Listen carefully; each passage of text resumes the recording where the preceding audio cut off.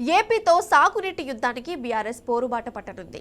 తెలంగాణ రాష్ట్ర ప్రయోజనాల కోసం బీఆర్ఎస్ అధినేత కేసీఆర్ స్వయంగా రంగంలోకి దిగనున్నారు.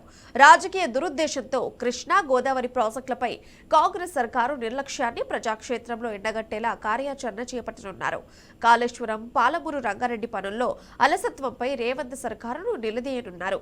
త్వరలో కేసీఆర్ నేతృత్వంలో సదస్సు నిర్వహించి పార్టీ శ్రేణులకు దిశానిర్దేశం చేయనున్నారు.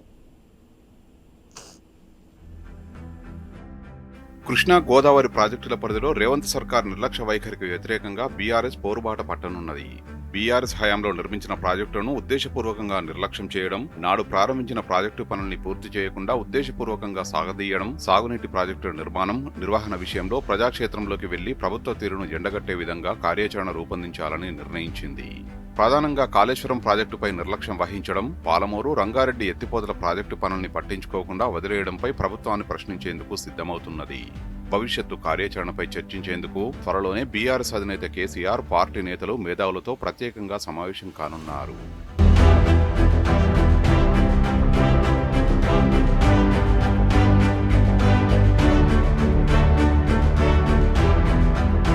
గులాబీ నేతలు, మేధావులతో నిర్వహించే సమావేశంలో పార్టీ అధినేత కేసీఆర్ సాగునీటి ప్రాజెక్టుల నిర్మాణం, నిర్వహణపై రాష్ట్ర ప్రభుత్వ నేరపూరిత నిర్లక్ష్య వైఖరిని ఎండగట్టేందుకు ఏం చేయాలన్న అంశంపై చర్చించనున్నారు.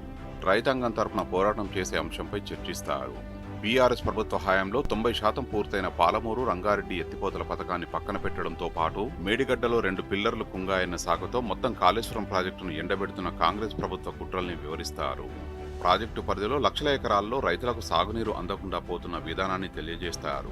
రాజకీయ దురుద్దేశంతో అన్నదాతలపై కాంగ్రెస్ ప్రభుత్వం, ముఖ్యమంత్రి కక్షగట్టినట్లు వ్యవహరిస్తున్న తీరుపై అవసరమైన కార్యాచరణ రూపొందిస్తారు.